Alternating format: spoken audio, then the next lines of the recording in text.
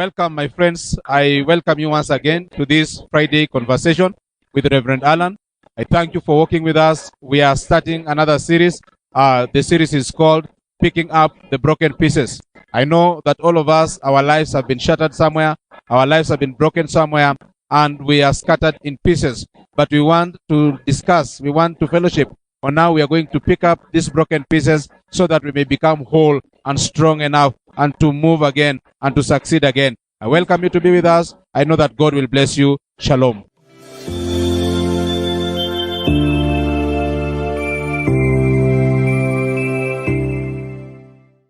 Hello and good afternoon. We are privileged to continue with Friday Conversations with Reverend Alan in this month of July. So, Reverend Alan, welcome to the show and give us a guide of today's discussion.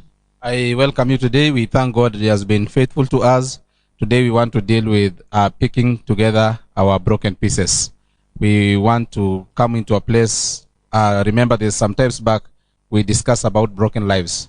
But now this season we want to discuss on how we are going to pick together all the pieces that are broken, and then we make a whole person and walk together with it. Lives that are shattered, lives that are broken, lives that are scattered. How we are going to gather these lives together so that we may move on. Thank you. Well, thank you. I want to welcome our panelists today. We have Reverend Nicholas Rotich, Vika SK Belgut. He's been with us. Karibu sana sana. We are always delighted to have you, Reverend. Thank you so much. And then we have a new kid on the block today. Mr. Can Do Your Bet, a counseling psychologist, who will be with us in this show as we walk through this topic, picking up broken pieces. And we want to begin by saying we had broken lives. We discussed what are broken lives. We discussed the father factor. We discussed the effects of broken lives. And now we feel we need to continue with Reverend Alan conversing about picking up broken pieces, because life is not easy. You've probably experienced challenges, disappointments, and things falling apart. Perhaps you felt emotionally, spiritually, and even physically broken. This show is here to discuss the scars and also how we can put together our life again. So I want us to begin with you, Reverend Alan, with our very first question. How do we pick up broken pieces from the broken life? Thank you. Everyone has expectations in life, and every life has been formed in such a way that we expect something out of this life. And when this life is broken, maybe because of the factors that we discussed earlier, things like divorces, separations, diseases, death, accidents, when these expectations are shattered and destroyed, we normally have a life that has lost its shape. And therefore, this life loses the power and the composure to continue to fulfill the expectation that was there. Now, when we speak about picking those broken pieces, we begin to assess the situation and ask ourselves, how was the pieces broken? And what are the pieces that were broken? Mm-hmm. And when we know what are the pieces that are broken and how they were broken, we are able to begin to put them together, to collect them together, and then to form the person back into their destinies. When a life is shattered as a result of death, already there are pieces here. There's a pain, there's grief, there is hopelessness, there is despair, and someone is scattered all over. How are we going to pick these pieces and bring them together? That trust, that continuity, that meaningfulness and value of life, we bring them together. One, how was it broken? And secondly, what pieces are broken? And third, what pieces do we still have that we can bring them together and put them back? Okay, Reverend Rontich, as a pastor, I come to you, I'm shattered. I've discovered my life is broken. And as a reverend with the experience of shepherding people, how do you start telling somebody now, pick up these pieces? Okay, thank you. Thank you so much. This is a wonderful topic to discuss with. When we talk about brokenness and broken lives, is that we must begin from the all. Mm-hmm. Yeah, we must begin from the all. That a human being is all. It's mind, body, and spirit. And so sometimes life has got issues. And these issues are that they make us a little bit disjointed. And now you're asking, I'm a pastor, and somebody comes to me and then asks, now that I need to. And it depends on an issue. It depends on what is that is not adding up in a person. And it is Jesus himself who says, come unto me, all of you who are heavy laden, and I will give you rest. And so there is a person who is longing for some comfort. It's longing for some wholeness. And so you must be asking a person, hey, where is it? When did the rain start beating you? So that you are able to connect from that end. Where is that peace? What Reverend Alan is saying is that we must be seeing what are the pieces that are there, and so that you can assemble together. But it's not only us who are doing that, but then you are asking a person to come over, trying to locate where is the piece, the other piece. And then from there is that you can now connect. Now, as a pastor, is that this is a work that God is asking us to do. Yeah, and God himself is a person who is connecting the people and making people to join. So we must ensure that we are giving God all the pieces. Yeah, God heals broken hearts, but we must give him all the pieces for him to connect all that in his own design way. That is how I may want to say as I begin. I want to quickly bring in our counseling psychologist and just ask you a question. Now, how do you help somebody bring these pieces together as a counselor? Well, as a counselor, helping someone pick up these broken pieces, I would say first of all is, we have to sit down. And now I'm speaking as a counselor. Sit down with someone you trust. Let this person be a counselor. When something whole breaks, at times we might lose that piece. So counseling will help you help yourself look for that piece. So that hicho kipande, not amani, that piece that broke away from you.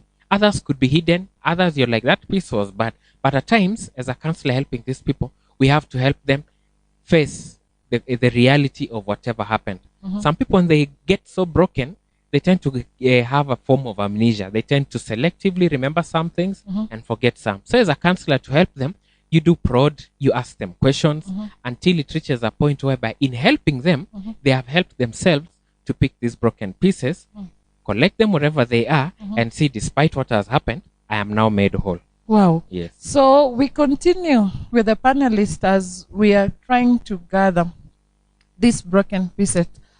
At what point, Reverend Alan, Reverend Rotich, and our counseling psychologist Kendia, at what point do you now tell somebody? Because, we have issues when people are broken, they don't like sometimes confronting that issue. Some would like to bury it. Some would like not to talk about it. At what point do you bring this person now to begin a journey of picking up these pieces and telling, I left my life in this corner. I left part of it in that city. I left some of it at home or through a relationship or through a business. People's lives are sometimes scattered broadly. At what point do you now bring this person to begin now picking these pieces together? Thank you. When a life is broken, it normally results to anger. Everyone that their lives are broken, there's a certain anger somewhere. Someone is angry because of what happened. Angry with God, angry with community, angry with themselves. Someone develops resentfulness. They begin to resent others, to not to have negative attitude towards other people. They don't want other people because they feel like people are betrayers and they feel like they can do something to us or they did not do enough to help me. There's a loss of trust. There's mistrust that I trusted somebody or I trusted something, but they broke the trust. They betrayed the trust. Therefore, they lose trust. And then another thing is someone comes to a place, they become reckless or they don't care because they cared so much, but it still happened to them. So they no longer see the need to care. Therefore, the point that we begin to bring people to start to pursue their lives, first of all, is to understand that they are having all these emotions in the first place. They need to trust us first. We cannot help them unless they trust us first. And if I am the one with broken pieces, first of all, I need to start to trust someone first, to trust someone, even if it's just a small trust. That is the beginning point. The other point, we need to make sure that someone knows, or those of us that have broken pieces, we know that apart from what we have lost, that was not the end of our lives. There is always life after that life. In fact, there is life after death. Even if you die, you will still live. Therefore, there is also life after betrayal. There is life after divorce. There is life after losing your loved one. There is always a certain love after something. And we begin to identify a small ray of hope, just a small thing that you can use it to help somebody or yourself to walk into rebuilding or picking together your broken pieces. Someone is resentful.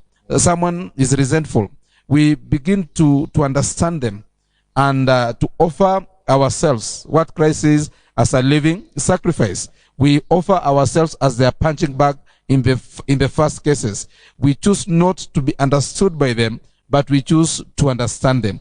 We choose not to demand that they love us, but we choose to love them until they are able to identify the love.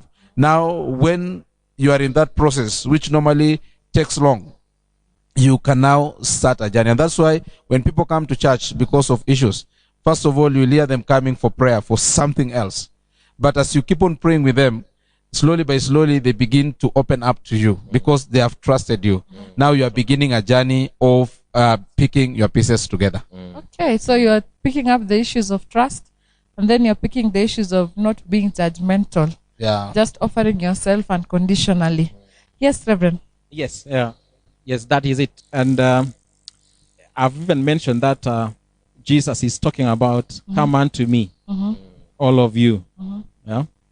And Jesus is not saying, I now see you, come. But then he's waiting for a person who's got an issue to take a step and go, that I have an issue. That is what God meant us to be. Yeah? God meant us to be good. He meant us to be perfect. He meant us to be whole. And so, at some point, is that some of those issues that we gather along the way actually make us not to be all. And so, if we wait for people, we can wait for people to come. But we sometimes also see and say, maybe one or two people are not living the right way. Yeah, the right way, quote unquote. But then we cannot tell the people, you see, you have a problem here. I want to help you. We don't have answers. We don't have answers. It is the people themselves who have got answers. And a person comes to us and says, hey, pray with me. I'm undergoing one or two things in life. And that is a point in time. And where you are trying to identify and maybe looking through the old prism is to ask, hey, where is the issue? Yeah? Somebody could be coming with a person in mind and say, it could be a husband or spouse or my child or some condition. Yeah? And it is isolate a person from an issue, and then handle the issue. Yeah, handle the issue, so that every moment, if the thing was like Alan is talking about trust, resentment. Yeah, there's not a person here, no person. So, so for me, the point at which we are helping people is, first of all, people have to be willing to come. And if they come to me, I must be willing to be unconditional in terms of helping them out. Yeah, so that they find their own way. So we must be having unconditional kind of unconditional positive regard. Yeah, helping people and we mean good for them. So the point here is that let's have the people to come. That is a point. We can connect with people, and then we can connect where people are mentioning their issues, and those issues we are able to walk side by side and connecting them all so that we make something.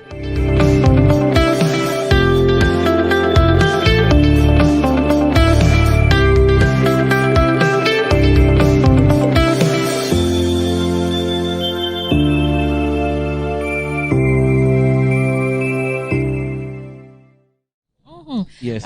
Kendia, Yes. there is this issue when people are broken, they have experienced a broken life. Yes. They tend to like to live where their brokenness is. They tend to share the story.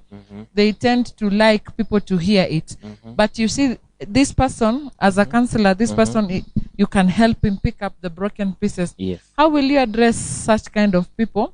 Because when people have gone through brokenness in life, there is this tendency of they like that pain. They like that problem. They like that experience. They keep on saying it again and again. And I remember when we hosted this show, Broken Lives, people were so happy to identify the broken lives.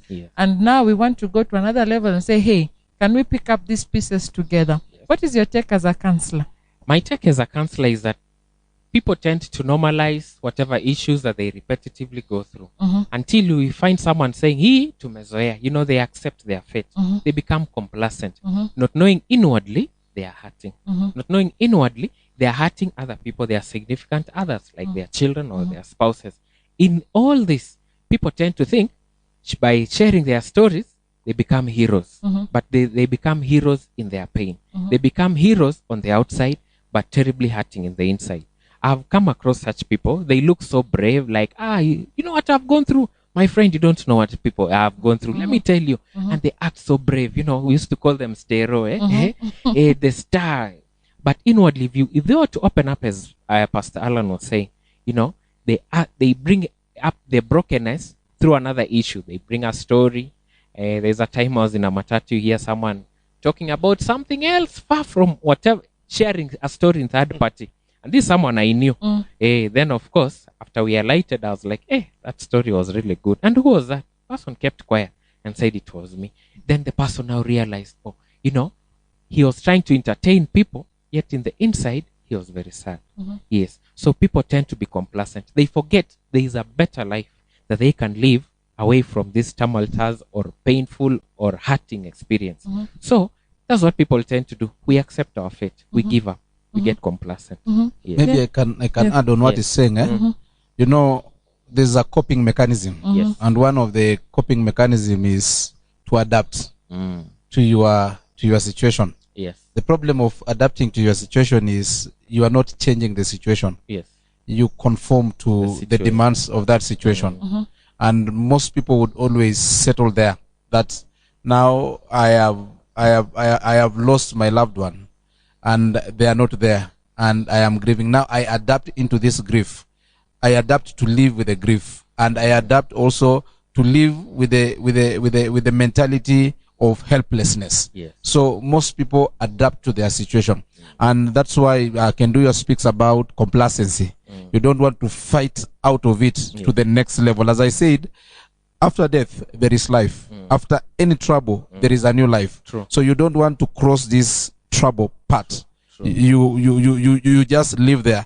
Now you are living between your broken past and your future. Yes. Now you are staying here with a life that is so shattered and you are so much shielded. You have fortified your city, so defensive. You are a fighter, very aggressive, and people think that something is happening. But as he says, we need to come beyond adaptive stage into another stage. Yes. Yeah. So you need to confront some of these things. Yeah. Yes. Instead of shielding them, you need to pour yourself. You need to be vulnerable. Yes. Yeah. One way of picking up broken pieces is vulnerability. True. And this brings me to another point of discussion. When people go through issues in life, there's this tendency, because we are physical and spiritual. Yes. And I want to ask a very candid question to our pastors. Many a times when people go through things, there's this notion that maybe God is punishing you. And I want us to speak very candidly to this show and to the people who are listening, when things are falling apart, when business is falling apart, there is death. There is a bad incident after another. And we will hear even from our counselor. I want to ask a very clear question. Is it that we are being punished? Because many people who are broken in life come to a level where they think, and for you to remove that notion in their mind is difficult. They always have this notion like, I'm being punished by God. Okay. You know, the way God created nature, nature always has a question. And nature must always have an answer. That is to be natural. There is always a question of nature, and there is always an answer. Nature always submits to a certain authority and puts their trust in that authority. So every time we find ourselves into problems, troubles, pain, struggles of life, we always look for an answer. And we start looking for answers mostly from those who are superior to us. And sometimes we go things beyond that which our parents can help us, beyond that which our children can help us. So the only superior person that we can blame is God. A human being must always blame somebody as a process of healing. Actually, blaming is a process of healing. You must apportion that blame to somebody, and as your personal self is coping up with the mechanism, and then after blaming somebody else for quite some time, now the other level of healing is now you come to blame other people. Then after blaming other people, now you come to blame yourself. After blaming yourself, now you come into terms with the situation and you start a process of healing. So actually, it's not always that God is punishing people. It's only that God is omnipresent and omnipotent. So God is involved in everything, good and bad. God is always present. And since he was present and is the only relative that you can identify in the midst of darkness, is the easiest to give him some beating. It's like my son suffers, and I am there, and the enemy is also there. My son will not blame the enemy. My son will blame me. But sometimes God allows those sufferings because of some situations. As I think in one of the program, the Reverend spoke about the concept of suffering. I think he was preaching in our lunch hour. So people need to come to a place and understand there is a place of suffering in our lives. Therefore, I say it is not God punishing, but there's no problem blaming him for some time in your process of healing. Then you'll come back to realities. Reverend Rotich. Yes. What is your part in this? Because sometimes when people come to us, and especially the clergy, and because of limitedness of exposure maybe, and also interaction in life, there is the first notion that it looks like a punishment. How can we remove that thing in this show so that we can help people pick up the broken pieces? For me, how I see it is that, life has got two sides. In terms of, if you talk about good, you can talk about bad. If you talk about right, You talk about wrong. yeah, you talk about wrong. If you talk about loss, you talk about gain. Gain. Okay. Hot, Yes, cold. that is it. It has got two sides, two sides of it, and others even can talk about three sides of it. And for me, is that all along our minds have been framed in such a way that to say shame, is shame negative or positive? Yeah, it's debatable. Is death negative or positive? And when we talk about positive, then we are saying somebody has gone home to be with God. Yeah, which means it depends on a side where you are standing. But then for us, it is negative, and it is something we can pray against. But then it is you can look at it again and say it is promotion to glory. So it depends on how Promotion you to view glory. it. So it depends on where do you want. And we can sometimes is that we want to present a God who loves us, but then is a God who doesn't want to chastise us.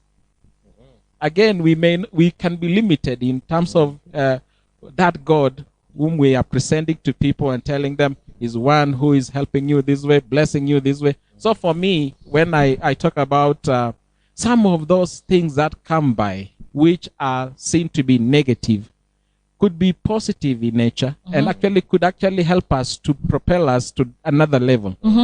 For example, in Romans chapter 8, verse 28. Yeah? Well, the verse is, in everything, God works for good. Others would say, everything works for good.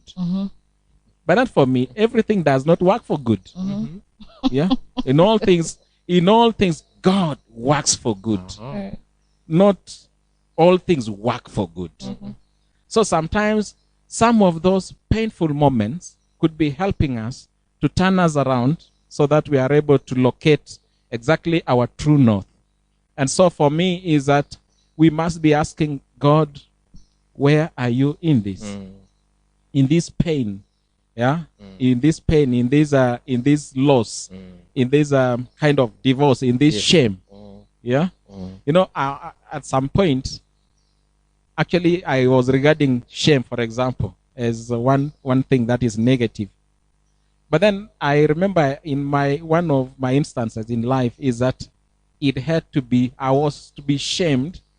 And then that shame actually made in me a kind of, I don't want to do this again. You know, for example, if you are riding a motorbike, somehow gods have a way of, if you are riding a motorbike and running recklessly, mahali unaanguka mahali watu wako.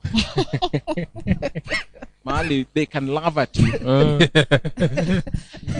Have you ever fallen in front of people with a bike? And it is like you are waking up and you like that kind of a thing. Because in that moment, shame is helping you not to repeat the same mistake. Okay. It's a lesson. It's helping you. It is chastisement. So, Chastisement is good to help you to learn a lesson. Yes. yeah, you know, people are fragile when they are broken. And there's this aspect of being punished. And sometimes counselors don't like that aspect. That's why I want Kenduya to discuss it. There's a point whereby you really feel like maybe the pastors are a little bit harsh when they use the word punishment. The way Reverend is talking about chastisement as a counselor. Yes. What is your take? Is it a sort of punishment from God? Before I answer that, you know, when you asked the question initially, it made me remember I saw a lorry with the writings on the back, God's case, no appeal. It made me wonder. So this person has said, yote ni ya Mungu. So whatever thing happens, as No God appeal. decides, no appeal. Anyway, back to what you have said about it being called a punishment. I think it depends on how you view it. Yes. So in counseling, I'll not come and tell you, you know, it's a punishment. Of course, I'll be pushing that word, that condemnation to that person. It depends on how we approach it. I'll tell this person, you know what? Maybe you meant well, but this is how it turned out. I'll not come come to you and say, you know what? Enyewe, sunaona, no. I'll be almost I'll be judgmental. Yes, because I'll be on the side of the one who apportions blame or right and tell this person it's a punishment. So in concerning what you've said, that it could be a punishment, it depends on how we view it. Yes, I've had clients who come and tell me, anyway, one recently, I met someone recently, and she was like, you know what, this is a punishment. Kabisa, I have just accepted. And then, of course, in the process of sharing with this person, she discovered that it was not a punishment. It was just the happenstance. Things just happened. Yes. So I'll not really come and say, you know, pastors are wrong by saying it's punishment. It depends on how this person wants to view it. Are you afraid of them? No. No, they are my good friends.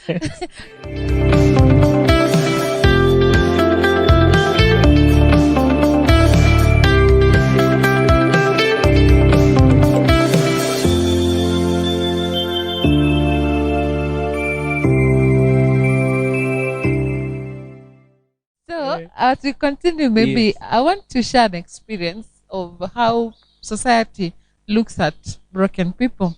I had a friend with a tattoo, and everywhere she could go, people could condemn her.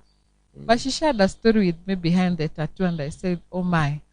And sometimes people who have broken pieces, they tend to carry those pieces around, and they tend to, and us, we don't see them as whole, we see them as broken, because she was in a church whereby tattoo is evil, tattoo is bad. And you know, she was telling me, I put this tattoo, one, as a sign to remind me of how victorious I was, the resilience I pulled through, because she had gone through a very terrible issue.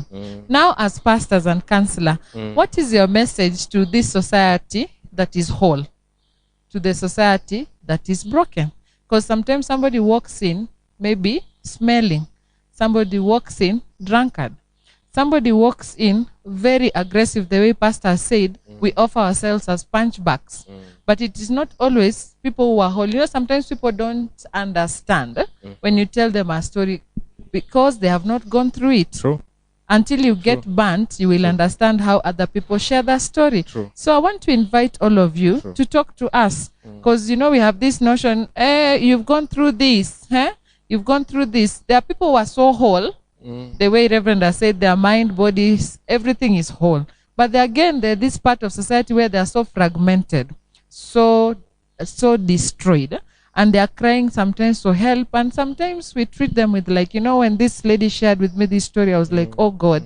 And the way sometimes we just stand and we make statements that sometimes people wonder. And she told me, every time I look at this tattoo, I wrote it to remind me some of my brokenness and how I have pulled through. So what is your message? If you are whole, how do you help the person to pick up pieces? What kind of attitude? How do we behave? I remember of a situation in African setup. There are some communities, if you kill yourself, you hang yourself or you commit suicide, they take your corpse in front of of the people, and they really beat you up. They beat you up, and then the way they bury you, they throw you, and something very chaotic, and they said they are punishing you for dying, for killing yourself. And another religion I saw the other time, one of their member had converted to Christianity before that person died. And when that person died, and the family took her, because now she didn't have power, and they really beat her up. Why did you leave our religion and you went to another religion? This can tell us the mental formation of our society. That we actually don't believe that people should make mistakes. And we don't believe that the actions of people is a communication because of a certain broken life somewhere. I came to understand, if you see people drinking alcohol, apart from peer pressure, which is a very small percentage, it is normally that somebody is communicating a broken piece of their lives. Sure. If you see somebody killing themselves, apart from a small piece, maybe we will say he was not reasonable enough, he is communicating something about the broken piece of their life that they don't think it is repairable. Same applies to prostitution and every other thing. The way people are behaving here, it is actually a manifestation of a broken piece somewhere. People are trying to look for it somewhere else apart from the right place. One of the things that I say is, instead of punishing people because of what they are doing, sometimes it's good to be a friend to the hurting. A friend to the hurting is somebody that you get closer to people who are going through things, and you are able to identify them. I run so easily to people who are going through trouble in their lives, and I offer myself as their friends. And it takes a very short while before they trust me, and I start to shepherd them out of their problems. So I would actually say, if you are whole, don't hit on those who are broken. That's why Jesus said, don't judge. Don't point your fingers at people. there is always a reason as to why people are behaving in the manner that they are behaving. They just don't wake up one day in the morning and they start behaving in that manner. Apart from a small group that would say maybe it's peer pressure, addiction, and all those things. But most of the people, they are communicating something. And you see, even as a church, after working with somebody for a while, you discover they are healed, and they automatically leave some behaviors that we don't like in them. They even you don't tell them. Nowadays, in fact, I don't fight somebody so much when they come with a certain problem, a certain behavior. I don't fight it so much. I normally come to look for why is this person doing this, the broken part of this person. As I address the broken part of this person, after some time, this person just throws away the bad behavior and begins to move with us. Therefore, society have a tendency of picking a bad thing, that a shouting part, as a result of a broken piece. Instead, let us say society is trying to pick a twig leaf that is covering the nakedness, instead of dealing with the nakedness. When God found Adam and he said, "Why are you naked?" He did not say, "Why are you putting on that twig leaf?" He said, "Why are you naked?" He was able to see the nakedness. But the society spots the twig leaves, but they don't spot the nakedness. They spot the drunkardness. They don't spot the hole in the soul of that man. They are able to spot the prostituting part. They are not able to see the need that this person is having. And if the church, the society, will begin to focus on why are you naked and not why are you wearing the twig leaf, we are going to solve the problem. Wow. Yes. Society is society is fallen. Same as the systems that it is putting. The checklist. Yeah? Checklist of good people, bad people. Yeah? And the society can be telling you, hey, tick the boxes of the bad people. Things that make bad people. 1, 2, 3, drunk, what. That is a checklist. But then the society does not say, even check yourself. The one who is ticking the boxes should actually tick the boxes first. Yeah? And the measuring rod, the plumb line, actually is for me, and as a pastor, is Jesus. It's God. Yeah? So even as we think of there is a society which is there is a society which is not all broken, even by thinking so, shows us that even we are broken, because we have already dichotomized, we have separated that they are good and bad.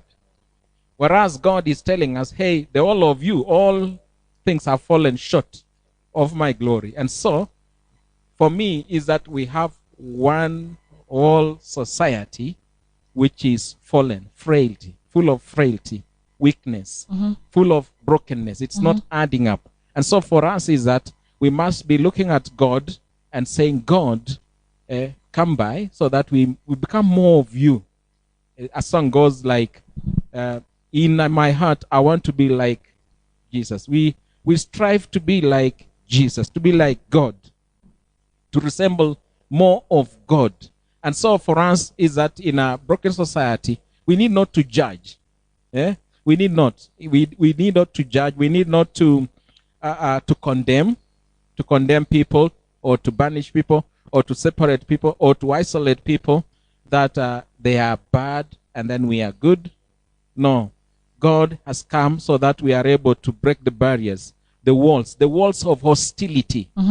Yeah, the walls of hostility, so that all people, be they men, women, be they of some condition or some underlying condition or any other thing, addiction, can be accepted into the family of God, where God is. And so all of us, we are striving to be more of God and to be all with Him.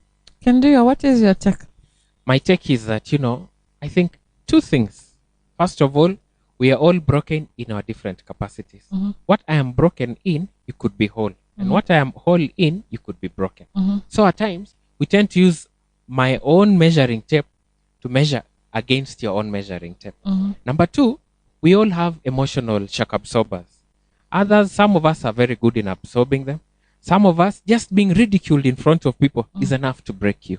With others, even being close to being stripped naked, and they are like, I survived, and they laugh about it. Yes. So those are the two things. We are all different. What breaks me is what could be making another one strong, and vice versa. And our emotional shock absorbers. Another one, these shock absorbers could also be your friends, even your family of origin, where you come from. You could be coming from a home whereby you're like, oh, sorry, don't worry. Then out in the world, you are told, I don't know what is wrong with you. That's a different kind of shock absorber. Then you'll be like, kumbe things are that bad. But to summarize it, we're all different. We all absorb this. When I talk of the shock, these emotional shock absorbers, for something to break, it means it has to fall. Some things, I remember my grandfather had a glass, a tumbler. You would even drop it on the concrete floor and it would not break. Then another one, you just pour warm tea into it, it cracks. Because they are all different. Same to us human beings. We are all different. Yes. I would want to put something in what he said. That all of us are broken. And what I'm broken in is not the same as what you're broken in. But you're broken in another thing. Remember the story of, is it Mary Magdalene, the woman who anointed Jesus? Was it with Simeon? Or it was called Simeon? Jesus went to the house of these Pharisees. And the Pharisees was a broken man. He was a sinner. But when the prostitute comes and begins to anoint Jesus, the Pharisees is surprised. Why is Jesus dealing with this broken man, broken woman? Because the Simon could not see his brokenness. According to him, he was okay. He was seeing the brokenness of this lady. And then Jesus said, you are as broken as she is. It's only that the degree of brokenness is different. It's like the tumbler of grandpa. The tumbler from China. It is true. Okay. On a light note. So I want us to maybe wrap up our show. We are just laying a foundation. We'll have several series because we decided to walk through people to pick up their broken pieces. And I want us maybe to wrap up our show this afternoon. And maybe a few things from all of us. We are now beginning to set a stage to talk to people how to pick up the brokenness. Where I thank the insight of Kenduya and Reverend Otis and Reverend Alan and the tumbler of the grandpa. Now, what are your closing remarks? Now, people who are watching us are broken, and we've discovered all of us are broken. So what are some of your final remarks? We can begin with Reverend Retich, then our counselor here, then Pastor Alan will wind up the show for us. What is your message of hope or message that will trigger somebody to say, you know what, I want to pick up my broken pieces? Yes. Look at the life of Jesus. For me, I will keep on quoting the Bible and quoting as well Jesus. And Jesus is one person who was fully human and fully God. Yeah? And many times is that our humanity is fallen. Our humanity is fallen. It is full of weakness. It is full of brokenness. Yeah? But then we cannot stay there. We need to be moving towards the direction of making ourselves whole. And we cannot make ourselves whole unless we connect with God in Jesus, who walks with us side by side and through the Holy Spirit, helping us out in our weaknesses so that we are able to become more and to get back to the original form and shape. And so for me, I would invite everyone to see themselves, not by measuring themselves with other people, but by measuring themselves with what God is saying about them, even in their condition. So today is to invite people to come a long way so that we are able to be seeing ourselves, and the mirror is Jesus. Thank you. Mr. Kenduya. Yes. What I would say in terms of recovering or helping yourself mend after being broken, first of all, accept that it has happened. Once you've accepted that it has happened, it's only to give you a direction that you want to go. Do you want now to go forward and say it has happened, it is in the past? Another thing, I always tell people, be an optimist. Yes. Look into the brighter side. Yes, it has happened. But even talk to yourself. Have positive self-talk. Tell yourself, this has happened. And I will pull through. This made me so broken. But you know what? I might be broken right now. But one day I'll emerge so strong, so whole. That is it. Positive self-talk and be an optimist. Look into the bright side of things. Despite how bleak, how dull, how dark things may look. Yes, I think that's what I would like to say. Thank you, Reverend Alan. Thank you. Actually, we purpose to work together with you in this journey of picking together our broken pieces. There are some people that will volunteer to come and fellowship together with us. Those that have gone through tough things in their lives, and they have picked up their pieces, and they are now living well, and they can speak to us. And I want to tell you today that your life was not to end in the point of your suffering. The way God measured your life, He didn't say that it ends where you are betrayed, where you are hurt, where you are abandoned, where you are divorced, or where you lost somebody. There, you have a life that goes beyond what you have gone through. And many a times, your life can be even better than how it used to be in the past. Therefore, whatever you have experienced and gone through in your life, I want to tell you, you have a life after that. Don't bury yourself in the place where the situation has placed you. Don't bury yourself in that valley. The Bible says that they are able to turn the valley of Baca into the springs of life. Don't bury yourself in that valley. If you are abandoned by your father, or you are betrayed by your mother, or you are divorced by your spouse, or you are raped by your friend, whatever you went through in your life, that is what happened. And that is your point of pain. But you have a life after that point of pain. And you can pick all those pieces together, and you become a future for so many people. I want to tell you, there are so many people that are waiting for an encourager in you. If you go through what you went through successfully, and you stand up, you become a voice that will bring people from that kind of depression. And therefore, I encourage us to look at Jesus, the author and the finisher of our faith. The one that went through a lot of pain, a lot of suffering, a lot of persecution, and he even died. And he was buried on the grave, and he stayed there for 3 days. And everybody thought that his life had ended there. His broken pieces will not be gathered again. But on the third day, he rose again, and he appeared before them. And even people did not believe that Jesus was able to pick up his broken pieces again. But he told them, come and see. This is not a ghost, even though I still have the mark of the nails in me. But this is me. I am still alive. And I want to tell you that we want to see you telling us, this is me, after what I have gone through. I want you to come to a place that you will sing those gospel songs that sometimes look like unajisikia.